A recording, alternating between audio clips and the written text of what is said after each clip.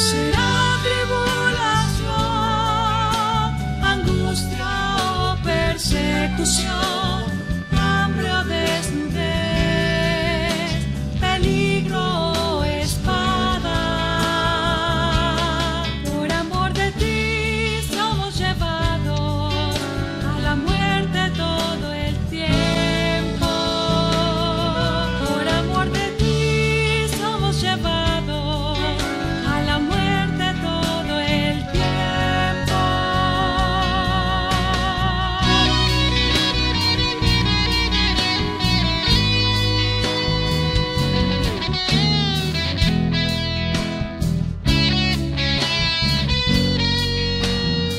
Antes en todas las cosas somos más que vencedores, mucho más que vencedores por medio de aquel que nos amó.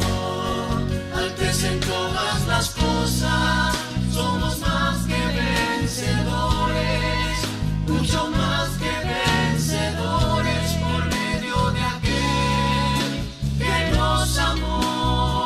Y seguro estoy de que nada, ni la muerte, ni la vida, ni la altura, ni profundidad, ni cualquier otra cosa creada nos podrá separar del amor de Dios, que es en Cristo Jesús.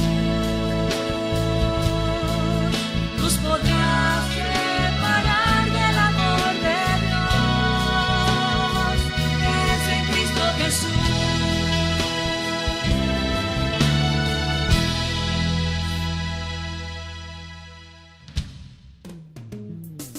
Un saludo muy fraternal, un abrazo muy fuerte. Estamos aquí transmitiendo desde su plataforma Ministerio Vida para Todos, transmitiendo desde San José, Costa Rica. Estamos tan agradecidos que ustedes nos permitan llegar a sus hogares, que ustedes se abran a través de esta plataforma para recibir la palabra de Dios. Espero que el contenido de nuestro ministerio y de nuestras transmisiones sean de agrado para ustedes y nos puedan ayudar suscribiéndose a nuestro canal y dándole ese like, ese me gusta a cada uno de nuestros mensajes transmitidos. Ahora estamos para entregarle un mensaje más de esta serie que estudia Primera y Segunda de Tesalonicenses y cuyo título general es Dios nos llama a su reino y a su gloria. En esta oportunidad entraremos a compartir el mensaje cuyo título es La obra de fe. Oremos para que el Señor pueda utilizar esta vía y llegar a nuestros corazones. Señor Jesús, invocamos tu precioso y glorioso nombre. Lo invocamos audiblemente porque declaramos tu señorío, declaramos, Señor, que tú eres nuestro Padre Salvador, tú eres el todo para nosotros. Señor, confesamos que sin ti nada podemos hacer. Por eso en esta hora, Señor, nos volvemos a ti. A través de tu nombre nos volvemos hacia tu reino y sobre todo hacia la administración de tu palabra. Señor, deseamos que tu corazón se abra a nosotros, que tú puedas ministrarnos palabras de vida eterna, que el trono desde tu cielo, Señor, pueda tocar nuestros corazones, Señor, y pueda fluir y que tu palabra corra y sea glorificada. Señor, no queremos llegar a ti, Jesús, en una actitud desinteresada. Nos volvemos a tu palabra, oh Señor, y queremos recibirla con todos nuestros sentidos. Señor, bendice, no permitas, Señor, ninguna enseñanza filosófica, humana, sistemática, solo te queremos a ti. Tú eres el Verbo, Dios, ministrate por medio de la impartición de tu palabra. Tómame, Señor, para que pueda abrir, con tu unción, a través de ese rema que sale de tu espíritu. Y toma a cada oyente, cada receptor, Señor, para que ellos sean buena tierra, Señor, y tu semilla pueda llegar a ellos y multiplicarse. Nosotros oramos en el nombre de Jesús para guardar esta transmisión, Señor, de toda interferencia de tu enemigo. Señor, en tu santo nombre declaramos tu palabra. Amén, amén. Ahora presentaremos este mensaje, la obra de la fe, y como hemos acostumbrado en nuestras series de mensajes, lo vamos a hacer en 3 grandes puntos. Pero primero, por favor acompáñeme leyendo conmigo. Se va a desplegar en su pantalla los versos bíblicos que serán la base fundamental para la exposición de este mensaje. Abrimos nuestra Biblia en 1 de Tesalonicenses capítulo 1, desde el verso 6 hasta el verso 8. Y podemos leer, si ustedes me acompañan desde allí, desde su hogar, desde su conexión. 1 de Tesalonicenses 1, verso 6 dice: y vosotros vinisteis a ser imitadores de nosotros y del Señor, recibiendo la palabra en medio de gran tribulación, con gozo del Espíritu Santo. Quiero resaltar que en medio de toda la tribulación recibieron la palabra con gozo. Verso 7 dice: de tal manera que habéis sido ejemplo a todos los de Macedonia y de Acaya que han creído. No solo recibieron la palabra, sino que la aplicaron, la creyeron y la aplicaron para sus vidas. Y el verso 8 dice: porque partiendo de vosotros ha sido divulgada la palabra del Señor, no solo en Macedonia y Acaya, sino que también en todo lugar vuestra fe en Dios se ha extendido, de modo que nosotros no tenemos necesidad de hablar nada. Para que este resultado pudiera llegar, se agregaron 2 tremendos ingredientes. El primer ingrediente es la predicación fideligna, fuerte, poderosa de Pablo y sus cooperadores. Pero por el otro lado, se añadió la atención debida, porque no le estaba hablando un hombre, sino ellos ya recibieron la palabra como que si fuera de Dios. Entonces veamos el primer punto para ir desarrollando este gran tema, la obra de la fe. Y el primer punto, como lo ven en su lámina, dice: la repercusión de la conversión de los tesalonicenses.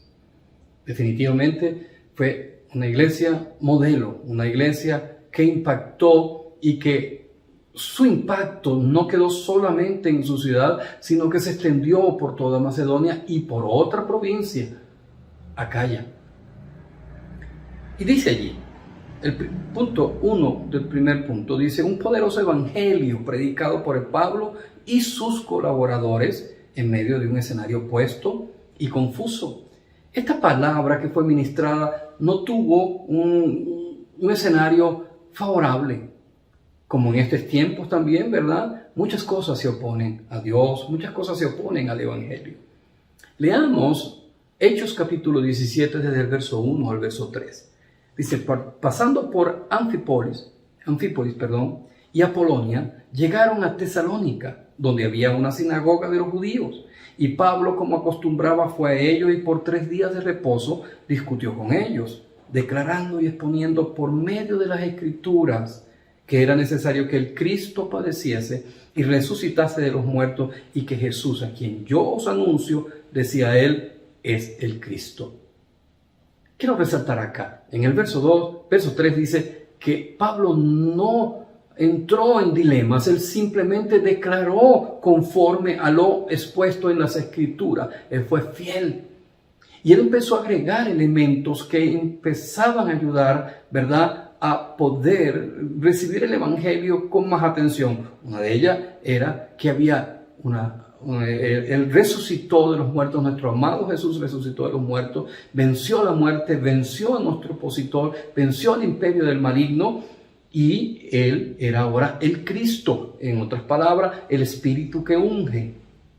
Gloria a Dios. ¿Qué había en medio de Tesalónica? Pablo tuvo que presentar el evangelio en medio de una confusión y oposición. ¿Por qué? Porque el escenario que allí existía era un escenario donde había múltiples religiones, culturas y muchas situaciones políticas. Veamos un poco la religión. Había la religión judaica, porque Pablo fue a una sinagoga. Y sabemos que nuestras personas que favorecen la religión judaica tienen muchos ritos, ¿verdad?, que contemplan del Antiguo Testamento y los exigen. Pero también había una religión politeísta, tanto la romana como la griega, que eran influyentes allí en toda esa región. Definitivamente tenían un Dios, como hemos hablado en los mensajes anteriores, de acuerdo a cada una necesidad. Si necesitaba lluvia, había un Dios de lluvia. Si necesitaba amor, había una diosa del amor. Todos ese tipo de, dispuestos a la necesidad del hombre. Ahora, también había la cultura.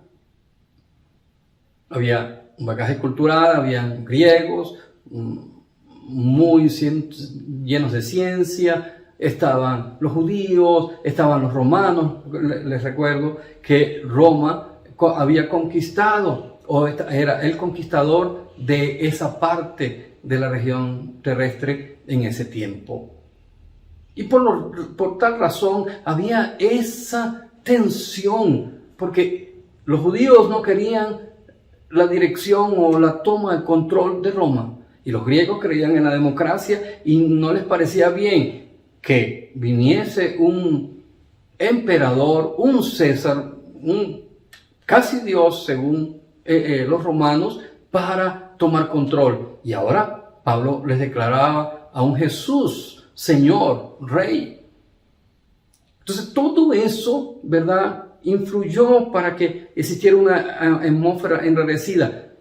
Pero maravilloso es que Pablo, como se nos presentó también en la semana pasada, fue un hombre que fue probado y aprobado. Él, por el encargo que el Espíritu le dio, pasa y ayuda a Macedonia. Él fue. Y en Tesalónica se paró firme bajo las poderosas escrituras y las declaró fielmente. Un ejemplo que necesitamos tener, un ejemplo que necesitamos seguir. Toda esa diversidad en medio de la influencia judaica, griega y romana, lo que producía era esa confusión, esa diversidad, donde muchas veces se esconde el enemigo para distraer nuestra atención. Tantos de nosotros hoy estamos realmente entretenidos, si no es mirando la política, mirando las conductas religiosas y mirando las culturas de los pueblos. Cultura se puede determinar todo ese modo de vida, todas esas tradiciones, esas formas y costumbres, con ese enjambre con el cual la sociedad de una determinada área convive.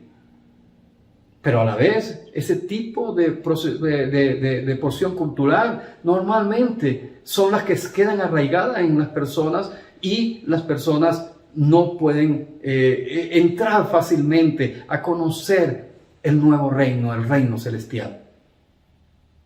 Dos personalidades o dos grandes culturas que en la Biblia, en el Nuevo Testamento, se marcan, es judíos y griegos. Aleluya, que el Evangelio le llegó tanto a judíos como a griegos. Veamos, en medio de todo esto, a través de la fidelidad de Pablo y sus colaboradores, este Evangelio llegó de manera poderosa, de manera firme, fehaciente, con vehemencia y sobre todo, queridos hermanos, había ese fervor porque creían, sabían, como dice Filipenses 1, verso 6, en quién había creído. Y en Hechos 17, verso 4 dice, y algunos de ellos creyeron y se juntaron con Pablo y con Silas, y de los griegos piadosos, gran número, y mujeres nobles no pocas. Fíjense, por 3 sábados, dice la palabra que leímos anteriormente, por lo mínimo Pablo ministró en medio de la sinagoga. Y algunos de esos judíos creyeron, no muchos, pero creyeron algunos. Pero lo más importante es que dice que habían griegos piadosos, gran número, y mujeres nobles, no pocas. ¡Qué bendición! Que el Evangelio es una luz, que el Evangelio es una buena nueva que está dispuesta a todos. Lo importante es tener ese corazón de y predicar el Evangelio. Por eso debemos, para cerrar este primer subpunto, entender lo que dice Juan capítulo 8, versos 31 y verso 32. Verso 31 dice: dijo entonces Jesús a los judíos que habían creído en él: si vosotros permanecéis en mi palabra, seréis verdaderamente mi discípulo. Y el 32, de forma gloriosa, dice: y conoceréis la verdad, y la verdad os hará libres. Repita usted conmigo: conoceremos la verdad, y la verdad nos hará realmente libres. ¿Libres de qué? Así como los tesalonicenses fueron libres de todos esos elementos que los atrapan, todo ese sistema que el enemigo ha hecho para atraer al hombre. Hoy también nosotros necesitamos tal liberación. Necesitamos ser libres de la religión. La religión no es más que las formas con las cuales los hombres quieren agradar a Dios. Dios tiene su manera y la Escritura la detalla muy bien. La cultura no es más que la asociación de personas con costumbres, pero ya nosotros no tenemos un reino terrenal, tenemos un reino celestial, ya somos conciudadanos del reino de los cielos. Somos familia de Dios y necesitamos aprender a entrar a esa nueva esfera que nos gobierne. Y la política. El Señor llegó a decir: dale al César lo que es del César y dale a Dios lo que es de Dios. Dios no necesita de política. Él no necesita de ir a un ruedo para ganar adeptos. Él lo único que necesita es ministrar al hombre su salvación y darle a través de vida su naturaleza para que este hombre crezca. Dios necesita ser el hombre. No necesita ningún argumento político para llegar a nosotros. Él nos amó. Que Dios nos ayude a que la verdad nos haga libre y que no quedemos hoy enredados en todo esto. Primera de Corintios 6, verso 17 dice: el que se une al Señor, amén, pero el que se une al Señor, un espíritu es con él. Cuando ministramos con toda fidelidad la palabra del Señor, podemos entender que Dios en espíritu acompaña esa labor y ministra su espíritu al receptor. Entonces, por un lado, necesitamos ser esos siervos fieles y prudentes que dan la palabra fiel y a tiempo.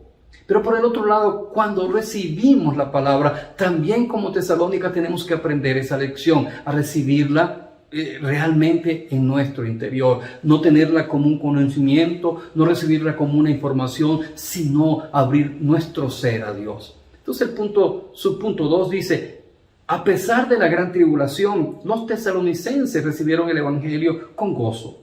En Hechos 17, verso 5 nos muestra esa gran tribulación. Dice: entonces los judíos que no creían, teniendo celos, tomaron consigo algunos ociosos, hombres malos, y juntando una turba, alborotaron la ciudad y asaltaron la casa de Jasón, procurando sacarlos del pueblo. Como en aquel tiempo, hoy también, queridos hermanos, están estos acosos.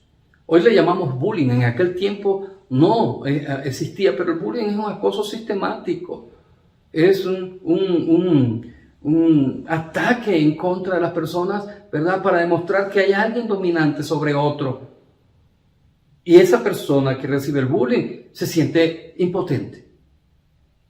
También hay la discriminación, que es el menosprecio a lo que tú eres. Y ahora, como creyentes, siempre hay un menosprecio. Y mucho más en estos tiempos tan difíciles, tan contrarios a Dios. También resultó en aislamiento. Nos quieren separarse, no permitir que tengamos un acceso con nuestra fe hacia las personas. Que Dios nos ayude a ser esos creyentes que reciben la palabra por la fe. En 1 Tesalonicenses capítulo 1, versos 9 y 10 nos muestra una luz hermosa. Porque ellos mismos cuentan de nosotros la manera en que nos recibiste y cómo convertirte de los ídolos a Dios para servir al Dios vivo. Fíjense, hubo una conversión, porque hubo ese resultado de convertirnos, es el resultado de una poderosa predicación evangélica del Evangelio, con fidelidad hacia la palabra, hacia la voluntad de Dios y una atención adecuada, una retención de las palabras que son recibidas o emanadas por Dios. Eso hace que dejemos atrás los ídolos. ¿Y qué es los ídolos? Todo eso que nos sustituye a Dios. La religión sustituye a Dios. La cultura sustituye a Dios. Muchas cosas. La política hoy está sustituyendo a Dios. Alabamos al Señor, que la verdad nos hará libre. Y dice el verso 10, y esperar en los cielos, de los cielos a su Hijo, el cual resucitó de los muertos, a Jesús, a quien nos libra de la ira venidera. Bendito sea el nombre del Señor Jesús, que ahora podemos tener una verdadera esperanza, no en la cultura, no en la política, no en un sistema religioso, sino en una persona maravillosa que está por encima de todo esto y que nos abre la puerta de su salvación. Quiero hacer un énfasis aquí en este momento, porque hoy, a través de la aparición de los medios masivos, hay noticias falsas que tiene como tema, o que lo denomina fake news. Debemos tener cuidado. En su pantalla van a poder leer conmigo. Dice: se diseñan y emiten con la intención deliberada de engañar, inducir a error, manipular decisiones personales, desprestigiar o enaltecer a una institución, entidad o persona. Presentan hechos falsos como que si fueran reales. Son considerados una amenaza a la credibilidad de los medios serios y profesionales, a la vez que un desafío para el público receptor. La difusión tiene como fin el influir en las conductas de una comunidad y tiene antecedentes desde la antigüedad, pero dado su alcance, está relacionado directamente con los medios de reproducción de información propios de cada etapa histórica. Su área y velocidad de propagación resultaba escasa en las etapas históricas previas a la aparición de los medios de comunicación masivos en masa, esos que hoy nos alienan. Pareciera que estuviéramos hablando a esa serpiente que en Génesis engañó con verdades incompletas, con noticias falsas a Eva y luego a Adán.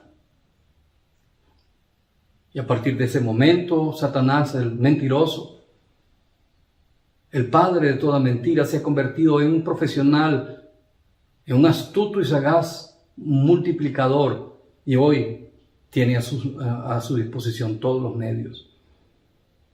Tengamos cuidado. Por ejemplo, científicamente se nos dice que se está desarrollando una vacuna para una pandemia. Por otros lados salen fake news que no son adecuadas, que no son necesarias o que son el elemento de ganancias de otros. En el medio dejamos el criterio técnico, que es el que más deberíamos seguir, por seguir estas orientaciones que le quitan credibilidad a eso que se está colocando. Yo no estoy diciendo que usted crea o no en una pandemia, pero lo que le quiero decir es que cada vez que en este tiempo sale algo, siempre, inclusive lo vemos mucho en la política, siempre a través de los fake news, hay un descrédito a personas o instituciones. ¿Cuánto descrédito hoy tiene la institución matrimonial? ¿Cuánto descrédito hoy tiene la iglesia? ¿Cuánto descrédito tiene por tantas noticias que no son evangelios, si son esos fake news que hoy se propagan? ¿Cuál es el resultado cuando hay una predicación adecuada y una recepción maravillosa, adecuada también? Dice 1.3, dice: el resultado siempre será una firme iglesia que representa fielmente a Dios.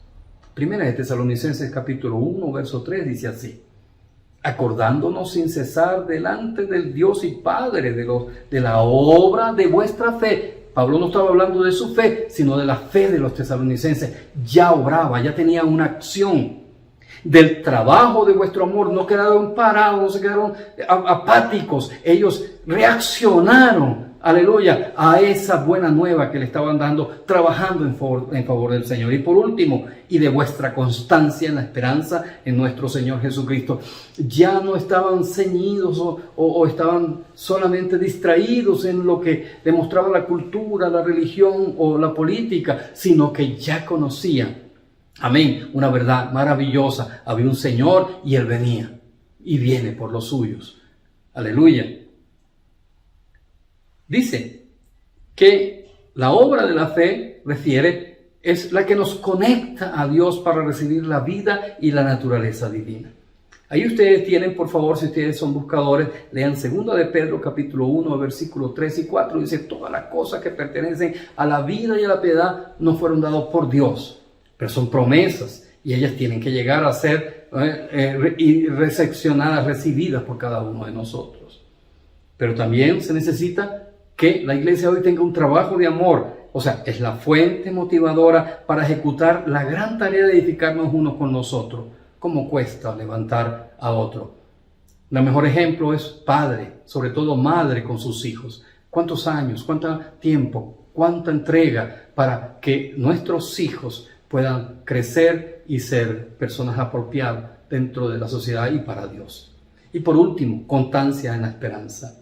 Es el combustible para alcanzar la meta a pesar de la oposición. Aquí tienes otra nota, Hebreos 10, verso 39, porque ahí dice, nosotros no somos los que retrocedemos para la perdición del alma, somos aquellos que seguimos adelante para alcanzar la salvación completa que Dios nos ha propuesto. Queridos hermanos, hoy como nunca se está atacando nuestra confianza en el Señor. ¿Y qué se está perdiendo? El amor. Y a la vez que se está perdiendo la esperanza. Muchos creen ya que no es tan real eso que viene del Señor de vuelta. Y estamos abandonando esa búsqueda fervorosa, esa consagración a Dios, abrazando otras cosas. Señor Jesús. Por eso 1 de Tesalonicenses capítulo 1, verso 5 dice, nuestro evangelio no llegó a vosotros en palabras solamente, sino también en poder.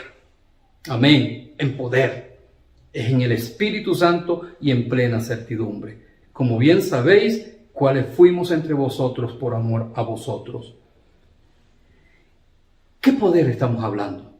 Estamos hablando del poder transformador. Vimos aquí a un Pablo y sus compañeros, que ellos primero recibieron ese poder. Porque ellos no eran ese tipo de personas, pero ese espíritu en ellos fluyó y los transformó en siervos útiles, en siervos fidelignos de predicar el evangelio. Pero por el otro lado también vemos que ese poder tocó a los tesalonicenses y ellos se convirtieron, dejaron ídolos y sirvieron a Dios. Eso no lo hacían, ellos estaban envueltos en todo ese escenario y ahora podían ser y representar y tener allí una iglesia brillante, un candelero que estaba por encima de todo eso y que no estaba debajo de la instigación de nuestro enemigo, sino que brillaba poderosamente. Alabamos al Señor, amén, por ese impacto de conversión. ¿Y cómo oramos para que nosotros también podamos tener tal nivel de impacto? Jesús es el Señor. Ahora queremos presentarles, amados hermanos, queridos participantes, un segundo gran punto. Y lean en la pantalla conmigo, Cristo es la conexión de toda la creación con Dios. Amén. Repito, Cristo es la conexión, es el eje que todo circula y nos conecta a través de Él para Dios. En el Evangelio de Juan, verso 6 del capítulo 14, verso 6 dice, yo soy el camino, la verdad y la vida, y nadie puede llegar al Padre sino por medio de mí. Amén, porque Dios nos entregó un conector. ¿Por qué estamos hablando de conexión? Porque hubo una tragedia y sigue existiendo esa tragedia cuando el hombre se separó de Dios. Todavía hoy millones de seres humanos tienen la tragedia de vivir separados, sin conexión con nuestro Padre Celestial, con nuestro Dios Altísimo. Colosenses capítulo 1, verso 16, dice así, porque en Él fueron creadas todas las cosas, las que hay en los cielos, la que hay en la tierra, visibles e invisibles, sean tronos, sean dominios, sean principados, sean potestades. Todo fue creado por Él, por medio de Él y para Él. Esa es la base fundamental de la creación. Dios se propuso, ¿verdad?, en Cristo, reunir todas las cosas. Leamos en el Evangelio de Juan, capítulo 1, verso del 1 al 4, para entender un poco más. En el principio era el Verbo, o sea, en la eternidad pasada, antes de las cosas que fueran creadas, Jesús era el Verbo. Y el Verbo era con Dios, acompañaba a Dios, y el Verbo era Dios mismo. Verso 2 dice, este era el principio con Dios. El 3, 4 dice, todas las cosas por Él fueron hechas, y sin Él nada de lo que ha sido hecho fue hecho. Él es el único que puede dar consistencia y realidad a cada ser humano y a toda esta creación. ¿Por qué? Porque el verso 4 repite, en Él estaba la vida, y la vida era la luz de los hombres. Lastimosamente, el hombre en su caída, como dice este punto, primer subpunto, dice, a partir de la caída, el hombre se desconectó de Dios y pasó a vivir por su propia cuenta. Por la desobediencia de Adán y de Eva, no solo fueron expulsados del huerto del Edén, sino que el ser humano quedó desconectado de Dios. ¿Quién era este ser humano? El hombre era un vaso que Dios creó a su imagen y a su semejanza. Lo formó de la tierra, un elemento que ya existía antes de que el hombre fuera creado. Le dio su forma, pero la creación del hombre realmente empezó cuando Dios sopló con su aliento en la nariz del hombre, y entonces el hombre pudo llegar a ser un ser viviente. Sin esa vida, sin ese soplo del Altísimo, no seremos seres vivientes, y un ser es alguien que tiene expresión, que representa. Sin embargo, esa caída fue el engaño con el cual Eva, Adán, fueron sacados de la obediencia a Cristo y siguieron y se alimentaron y tomaron lo que Dios no le permitía, aquel árbol del bien, de la ciencia, del bien y del mal. Leamos aquí. Quedó bajo el engaño y astucia de Satanás. Segunda de Corintios 11:3 dice que Él nos saca de la sincera fidelidad de Cristo. Y por medio de ese engaño sistemático, de esas mentiras sistemáticas, de esos entornos que nos desconectan de Dios, el hombre se corrompe notablemente, y su historial, queridos hermanos, es de incredulidad y de desobediencia y oposición a Dios. ¿Cuál era la conexión? Era aquel árbol de la vida. La conexión era el árbol de la vida. En el Evangelio de Juan, el capítulo 15, dice que Él es el árbol, que Él es la vid verdadera y que nosotros somos los pámpanos, y que separados de Él, escuchen bien, separados de Él nada podemos hacer. Pero el hombre se desconectó a través de la caída y empezó a ser incrédulo y empezó a ser desobediente a la voluntad divina. ¿Por qué? Porque empezó a tomar para sí el árbol del bien y del mal, del conocimiento de lo bueno y de lo malo. Como no hay mucho tiempo, queremos destacar un hecho, porque todo Génesis, hasta el primer juicio de Dios, hasta el diluvio, nos muestra una caída sistemática. Vemos la desobediencia de Eva, vemos el asesinato de Caín a su hermano, vemos ahora cómo los hombres empezaron a tener un vivir desenfrenado. Todos, ya no era uno, sino todos. Leamos Génesis desde el verso 6, terminaremos hasta el verso 7. Rápidamente, verso 1 y 2 dice: aconteció que cuando comenzaron los hombres a multiplicarse sobre la faz de la tierra, y les nacieron hijas, que viendo los hijos de Dios que las hijas de los hombres eran hermosas, tomaron para sí mujeres, escogiendo entre muchas. Versos 4 y 5 dice, habiendo gigantes en la tierra en aquellos días y también después que se llegaron a los hijos de Dios, a las hijas de los hombres y les engendraron hijos. Estos fueron los valientes desde la antigüedad que tenían renombre. Y el 5 dice, y vio Jehová que la maldad de los hombres era mucha en la tierra y que todo designio de los pensamientos del corazón de ellos era de continua solamente el mal. ¡Qué tragedia! Mi Señor casi pierde la humanidad.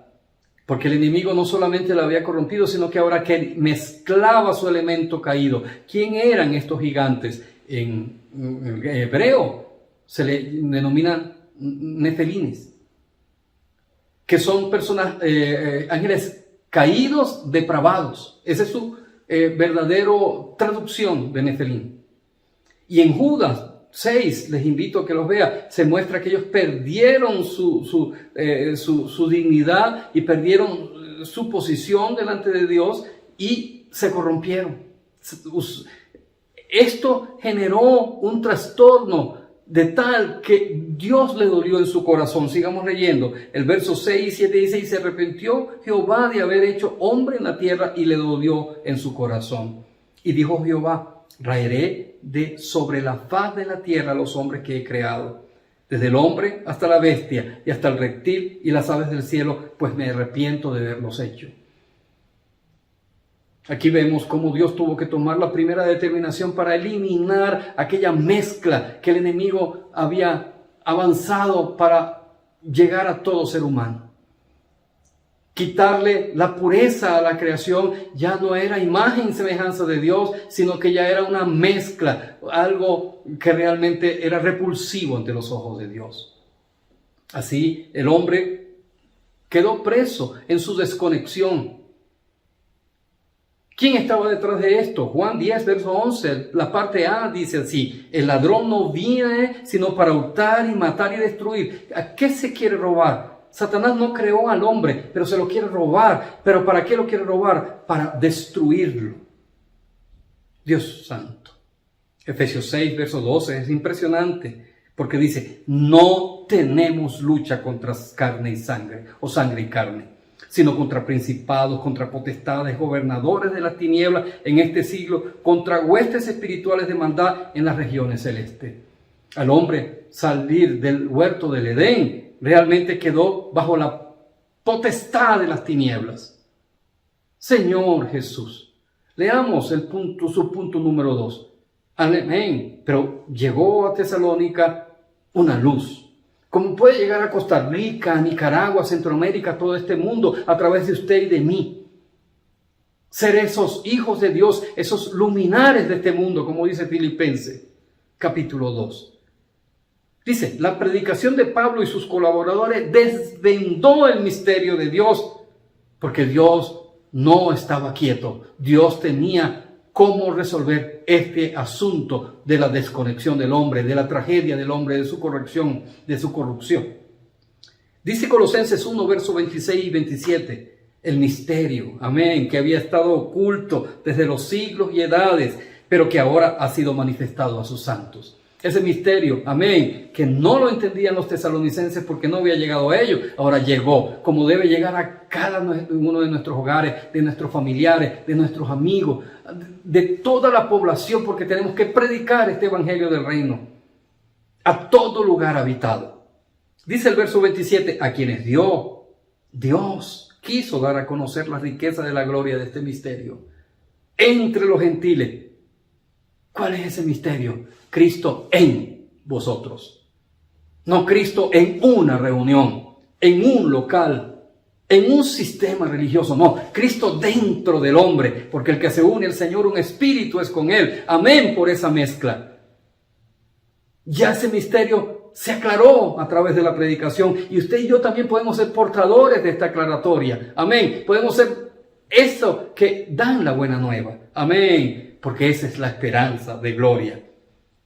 ¿Y qué sucede cuando predicamos? Dice en Colosenses 1, verso 13, el cual nos ha librado de la potestad de las tinieblas y nos traslada al reino de su amado Hijo. Eso sucedió en Tesalónica y debe suceder en cada lugar donde usted y yo prediquemos y donde todas las personas reciben las buenas nuevas reciben la palabra y la reciben para su interior. Efesios 1, versos 9 y 10 es un verso muy importante que me gustaría entregarles a ustedes. Verso 9 dice, dándonos a conocer el misterio de su voluntad, según su beneplácito, el cual se había propuesto en sí mismo. Dios tenía un misterio, pero Él ya tenía un plan para cada uno de nosotros. Amén. Alabamos el nombre de Dios por la maravillosa voluntad de salvar y de ser en favor del hombre. Verso 10 dice, ¿cuál era el plan? Reunir todas las cosas en Cristo. Por favor, repítalo. Ese es el plan de Dios. No reunirla en un sistema religioso, en una cultura humana, en una época. No, reunirla todas las cosas en Cristo, en la dispensación del cumplimiento de los tiempos, así las que están en los cielos como las que están en la tierra. Esa palabra reunir es de un amplio y glorioso significado. En griego es anakephalaiao. Y esa palabra está compuesta por ana, que es arriba, y kephale, que es cabeza. Reunir todo a través de un encabezamiento, de un principio rector. Y podemos literalmente traducir este verso así, o esta palabra, reunir, poner todas las cosas bajo una persona o un principio unificador. Alabamos al Señor porque Él es la cabeza. Pero para que esta conexión venga, para que esta conexión se realice, tenemos que entender que es por medio de Cristo y requiere de nosotros, primeramente, recibir por la fe, para poder llegar a ser hijos de Dios.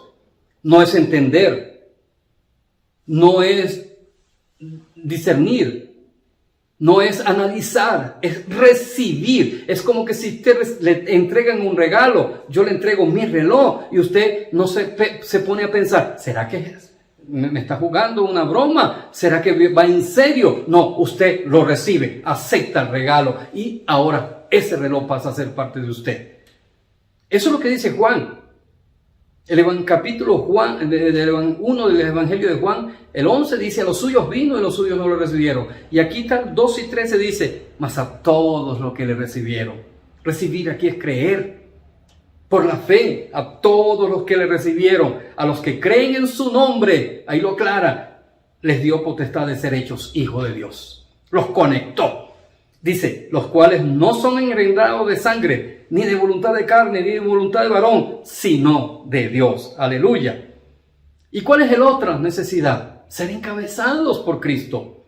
Colosenses 1:18 dice, y Él es la cabeza del cuerpo, que es la iglesia, el que es el principio, el primogénito de entre los muertos, para que en todo tenga la preeminencia. Es la cabeza de cada uno de nosotros, miembro ahora de esta gran familia del cuerpo de la iglesia, del cuerpo de Cristo. Él debe tener la preeminencia en todo. Él debe tener el control, el orden de todos nosotros para encaminarnos en la ruta adecuada.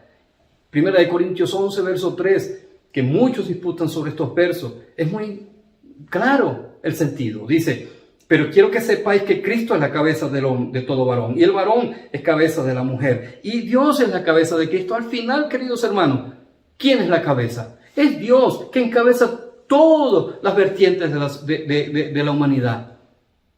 Si eso se hace real en nuestras vidas, seremos direccionados por la voluntad divina y no seremos manipulados, engañados por este sistema que hoy corrompen, que nos desconectan con Dios y que llevan al hombre a la peor versión de sí mismo.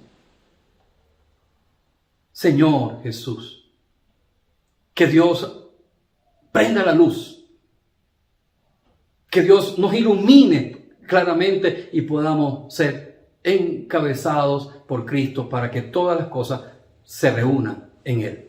Amén. Llegamos a este último punto crucial, que es el título de nuestro mensaje, la obra de fe. Aleluya. En la pantalla dice que la fe es el camino para reconectarnos al hombre con Dios. Es por medio de la fe, por la fe.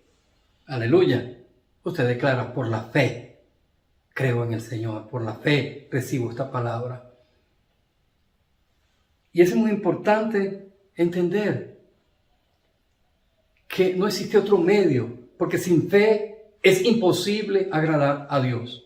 Eso lo dice y lo puede leer usted en Hebreos capítulo 11, verso 6. Es imposible, porque debemos entender que Él es y que Él es el galardonador a todos aquellos que podemos creer en que Él está por encima de todo esto y Él es nuestra cabeza, nuestro reconector. Antes de que viniera Cristo, queridos hermanos, ya se pueden ver cómo Dios empezó a operar diferente a través de la fe. Leamos. Antes de la primera venida del Señor Jesús, el hombre pudo ser preservado para Dios porque algunos estaban en conexión con Dios. Hay muchos, pero vamos a ver algunos ejemplos. Veamos el de Noé. Hebreos 11, verso 7 dice, por la fe, Noé.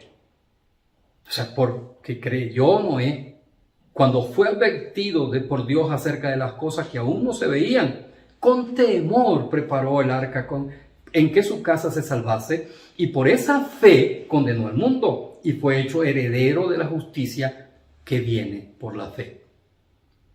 Él le creyó a Dios, él recibió el encargo de Dios, no fue incrédulo ni fue desobediente, por la fe. En Génesis capítulo 6, veamos dos versículos, 8 y 9 y el verso 18. Sin embargo, si ustedes tienen deseo, pueden leer toda esa porción de Génesis 6 que muestra todo el debacle, la caída del hombre, el juicio de Dios, pero también la entrada en acción de esa persona maravillosa y su familia como fue Noé, que nos dio continuidad al hombre dentro del plan de Dios. Dice Génesis 6, verso 8, pero Noé halló gracia ante los ojos de Jehová. ¿Por qué? El verso 9 lo aclara. Estas son las generaciones de Noé. Noé, varón justo, era perfecto en sus generaciones. Con Dios caminó Noé. Siempre conectado, siempre buscando su voluntad, siempre consultando, siempre llevando, ¿verdad?, la voluntad de Dios presente para su vida y para los suyos. El verso 18, por eso Dios pudo apartar a este único hombre y su familia para separarlo de todo el resto de la humanidad que fue raída, juzgada.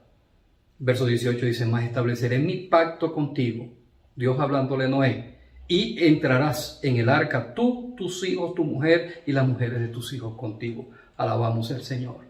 Veamos otro ejemplo, el ejemplo de Abraham, el patriarca de la fe, el padre de la fe, como muchos lo denominan. Leámoslo por el causa del tiempo solo desde la base de Romanos capítulo 4. Lean conmigo el verso 3. Dice, ¿por qué? ¿Qué dice la Escritura? Creyó Abraham a Dios y le fue contada por justicia. Verso 19, el 22 dice así, y no se debilitó en la fe al considerar su cuerpo, que estaba ya como muerto, siendo de casi 100 años, o la esterilidad de la matriz de Sara. Tampoco dudó por incredulidad de la promesa de Dios, sino que se fortaleció en fe, dando gloria a Dios. Plenamente convencido de que era también poderoso para hacer todo lo que había prometido. Y el 22 dice, por lo cual también su fe le fue contada por justicia. ¿Quién era Abraham en este tiempo? Era una persona anciana, tenía una esposa estéril y encima había recibido en esta circunstancia una promesa de Dios que él iba a ser el padre de multitudes. Así como la arena del mar y las estrellas de los cielos. Tan numeroso iba a ser esa extensión que Dios iba a hacer. Porque no era físico, era a través del medio de la fe. ¿Y por qué entendemos que Abraham era el padre de la fe? Porque ustedes lo ven allí, él no se consideró, no se debilitó, no entró en dudas a mirar si Cristo es o no es, si fue así o no fue así. Él creyó. Él creyó en la esperanza, creyó en la promesa, aleluya, y nos abrió el portal de la fe. Aleluya, una dimensión para reconectarnos con Dios. En vez de ir en pos de culturas, de políticas, de ciencias, de esta humanidad que se está cayendo y derrumbando, aleluya, él fue en búsqueda de Dios. Bendito sea el nombre del Señor. Pero aleluya, Ahora en el Nuevo Testamento, por causa de nuestro tiempo, necesitamos avanzar. Dice en esta lámina: a partir de la redención hecha por Cristo, Dios nos recibe y nos reconecta por medio del Espíritu con el solo hecho de creer. Muchas personas les parece esto que es insuficiente, que no puede ser, que hay que pagar dinero, que hay que pagar algo por tan poderosa salvación. Pero fue a través de todo este cielo, sobre todo el ejemplo de Abraham, que nos abrieron a nosotros ese portal de la fe. Ahora tenemos que aplicar esto. Esta lámina dice: la palabra de fe que predicamos. Escucha, no predicamos una palabra de ciencia, de filosofía. Nuestras palabras son de fe. Creemos, tenemos certidumbre, certeza, sabemos en quién hemos creído. Esa es la base, ese es nuestro parar firme delante de todo esto que nos atacan y nos quieren sacar. Y Romanos 10, verso 8 y 9 dice así. Más, ¿qué dice? Aleluya, cerca de ti está la palabra, en tu boca y en tu corazón. Esta es la palabra de fe que predicamos. Esta es una palabra de fe, la creemos, la recibimos, tenemos confianza, certidumbre, estamos seguros. Abrazamos las promesas del Señor, abrazamos su voluntad, creemos en Él. Él empezó la buena obra y la va a perfeccionar en cada uno de nosotros.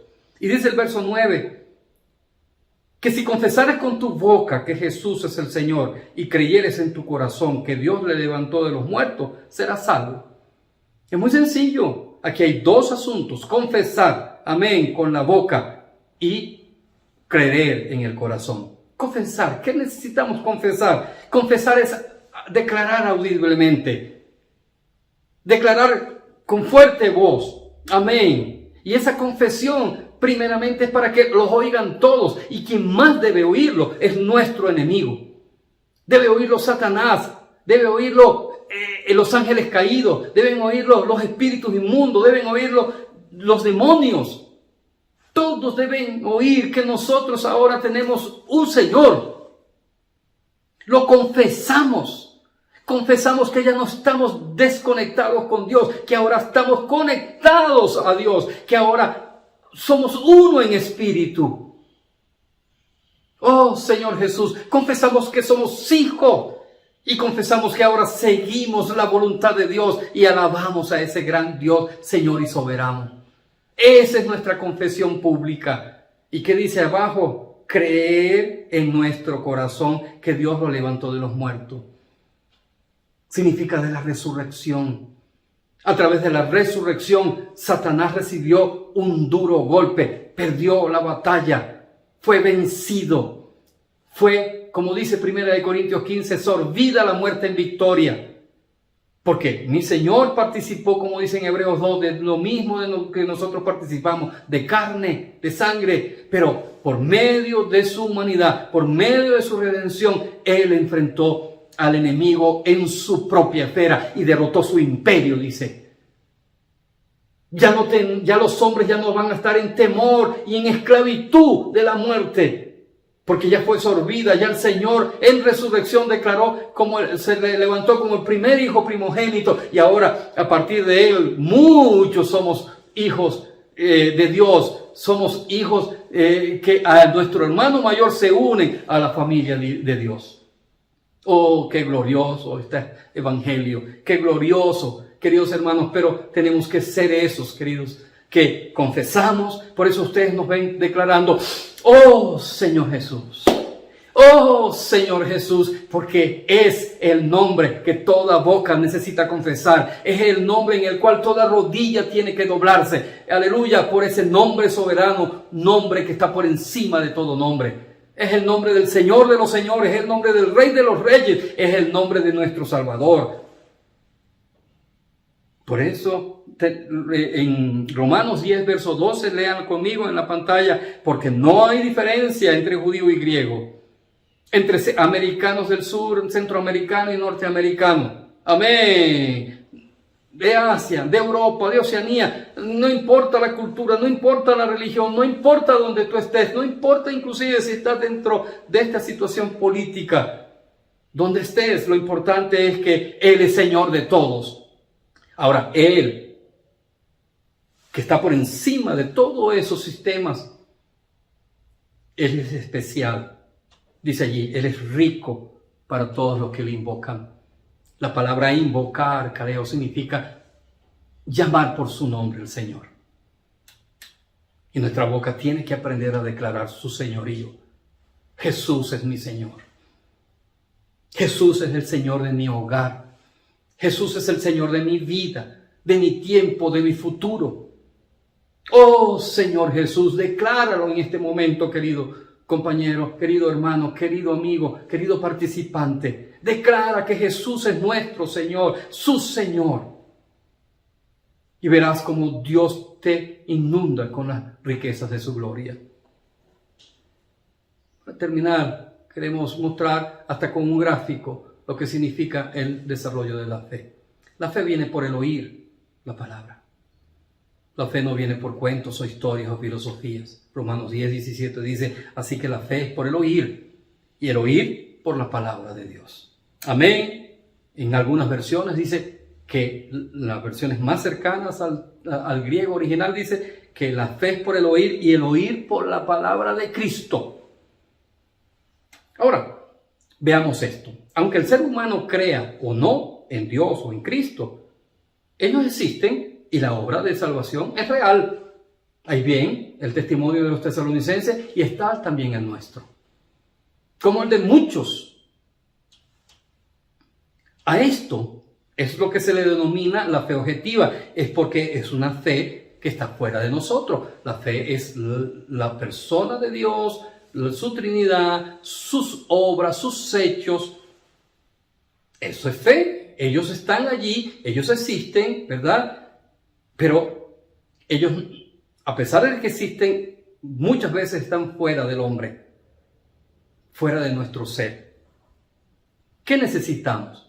Necesitamos que la fe llegue a ser nuestra fe. Y esto ocurre cuando permitimos, aleluya, que la palabra de Dios llegue a nuestro ser. La fe viene por el oír y por el oír la palabra.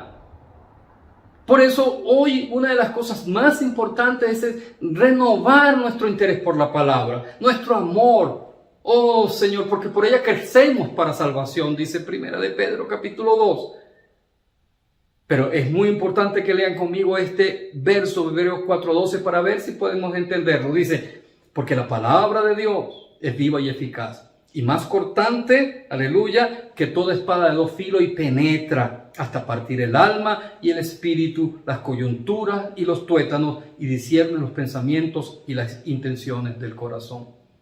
Esa es la palabra de Dios. Es algo que debe penetrar, que no debe quedar en afuera de nosotros. Aunque son palabras de verdad, importantes, son genuinas, son la realidad de todo. Si ellas quedan fuera de nosotros, no hacen diferencia. Por eso es importante, queridos hermanos, que al recibir la palabra seamos como los tesalonicenses, que la recibimos, aleluya, hacia nuestro interior para aplicarla a nuestras vidas, porque penetra, porque parte, porque llega a cada parte de nuestro ser tripartito. Veamos lo que dice Gálatas 2:20. Esto puede ser también nuestra vida. Con Cristo estoy juntamente crucificado y ya no vivo yo, mas vive Cristo en mí. Y dice, y lo que ahora vivo en la carne, lo vivo en la fe del Hijo de Dios, el cual me amó y se entregó a sí mismo por mí. Aquí vemos una diferencia. Vemos a un salvo de Tarso que vivió un tipo de vida, pero ahora estaba en Cristo, inmerso en Cristo. Él ganó la voluntad de Dios, apreció la palabra y ahora ya no vivía él, vivía la voluntad de Dios en su vida. Lo vivía por la fe, creía en todo lo que Dios le había mostrado. Eso debe ser también nuestra meta, queridos hermanos. Veamos este gráfico que se los voy presentando poco a poco, el proceso de la fe. Esa fe subjetiva, que son el contenido de Dios, sus hechos y lo que Él es, su plan, su voluntad, que está fuera de nosotros, no puede quedar fuera de nosotros. ¿Qué necesita? Necesita que eso se traslade a nuestro ser tripartito. ¿Quiénes somos? Tenemos un cuerpo, tenemos un alma, tenemos espíritu. Ustedes pueden buscar en Primera de Tesalonicenses capítulo 5, verso 23 y lo confirman. Acabamos de leer Hebreos 4:12 que muestra que la palabra necesita entrar a nuestro cuerpo, a nuestra alma y a nuestro espíritu. El cuerpo es representado por los tuetos y las coyunturas. Y esa fe necesita llegar. ¿Cómo llega? Porque, nosotros somos ese hombre tripartito, un vaso, un receptor. Amén. Entonces aquí leemos Romanos 10, verso 17. Dice que la fe es por el oír y por el oír la palabra de Dios. Ahora veamos, ¿qué se necesita? Que haya un medio que transporte la fe objetiva a que sea nuestra fe subjetiva. ¿Y qué vemos aquí? A la palabra de Dios representada por un vehículo. Amén. ¿A dónde debe llegar ese vehículo? Ese vehículo tiene que llegar a todo nuestro ser, sobre todo a nuestro espíritu, y se ancla allí. Amén. Debemos ser como aquel Jeremías que dice en capítulo 17, fueron halladas tus palabras y yo me las comí. Oh Señor Jesús. ¿Y cuál es el objetivo de esa fe? Que ahora sea mi fe, nuestra fe, y esa fe empiece, como ven estos flechas, como unos rayos, a permear todo nuestro ser. Esa es la manera, queridos hermanos, como podemos crecer.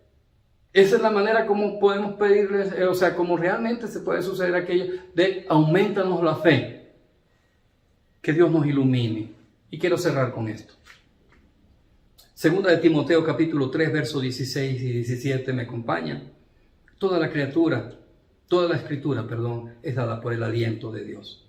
Y es útil para enseñar, para redarguir, para corregir, para instruir en justicia, a fin de que el hombre de Dios sea cabal, enteramente equipado para toda buena obra. Esta versión se llama versión del recobro, es una versión muy fidedigna al griego original. Amén. ¿Qué es lo que necesitamos, amados hermanos? Que esta palabra traiga el soplo de Dios. El hombre llegó a ser una criatura porque Dios sopló en él. Ahora a través de la palabra, dice Juan 6:63, que son palabras, son espíritu, son vida, son ese aliento que hoy necesita llegar a nosotros. Amemos la palabra, no seamos perezosos, no seamos pasivos, no seamos aquellos oyentes, sino seamos esos que colocan sus 5 sentidos y todo su tiempo y su consagración para amar la palabra de Dios. Que la palabra de Dios more en abundancia, como dice la palabra de Colosenses. Que podamos crecer y recibir para poder ser y tener ese impacto que tuvieron en Tesalónica y tener una iglesia que represente a Dios. Bendecidos sean, queridos hermanos, que esta palabra haya sido de su gusto y estaremos llegando la próxima semana en el mismo día para entregarle la segunda parte de esta estructura gloriosa, de ese llamado a su reino y gloria que es el trabajo de amor. Jesús es el Señor. Amén.